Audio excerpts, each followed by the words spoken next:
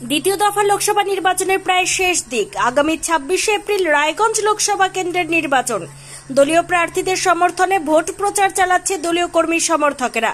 মঙ্গলবার কালিয়াগঞ্জ ব্লক মহিলা তৃণমূল কংগ্রেসের উদ্যোগে রায়গঞ্জ লোকসভা কেন্দ্রের তৃণমূল প্রার্থী কৃষ্ণ কল্যাণীর সমর্থনে ভান্ডার এলাকায় কর্মী সভার পাশাপাশি বাড়ি বাড়ি গিয়ে ভোট প্রচার চালায় মহিলা তৃণমূল কংগ্রেসের কর্মীরা।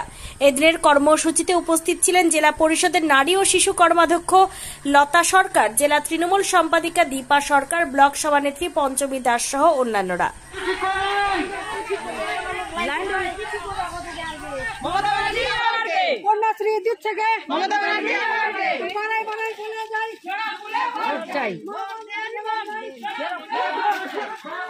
সবাইকে ভালোবাসা।